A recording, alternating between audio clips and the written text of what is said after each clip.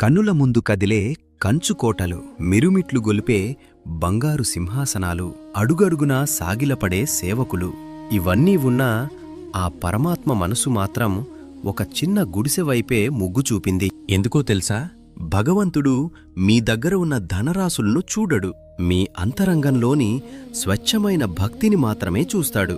ఒక సామాన్య భక్తుడి ప్రేమ ముందు ఆ దివ్య పురుషుడు ఎలా దాసోహమయ్యాడో తెలిపే గాదే క్షేత్ర యుద్ధమేఘాలు కమ్ముకుంటున్న సమయమది.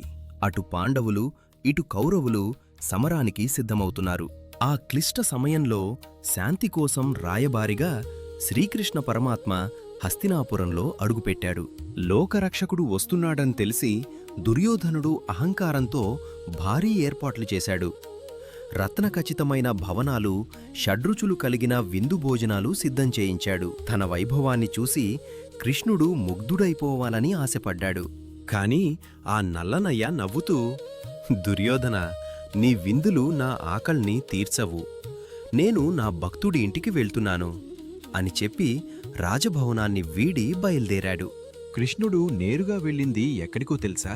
విదురుని ఇంటికి. విదురుడు పరమభక్తుడు, మహాజ్ఞాని. కాని ఆయన నివసించేది ఒక సాధారణమైన ఇల్లు. కృష్ణుణ్ణి చూడగానే విదురుడు, ఆయన భార్య ఆనందంతో పరవశించిపోయారు. లోకనాథుడు తమ ఇంటికి రావడం వారి జన్మ ధన్యమనుకున్నారు. విదురుని భార్య కృష్ణుడికి పండు సమర్పించాలనుకుంది. ఆ స్వామిని చూస్తున్న పరవశంలో ఆమె తన బాహ్య ప్రపంచాన్ని మర్చిపోయింది. ఆ ప్రేమ మైకంలో ఆమె ఏం చేస్తోందో ఆమెకే తెలియలేదు. పండు లోపల ఉన్న భాగాన్ని పక్కన పడేసి పండు తొక్కలను కృష్ణుడికి తినిపించసాగింది. చిత్రమేమిటంటే, లోకమంతా అమృతాన్ని పంచే ఆ పరమాత్మ ఆమె ప్రేమకు తలవంచి ఎంతో ఇష్టంగా ఆ తొక్కలనే ఆరగించాడు. విదురుడు, దేవా, ఆమె తెలియక తొక్కలిస్తుంటే మీరు తింటున్నారేమిటి అని అడిగాడు.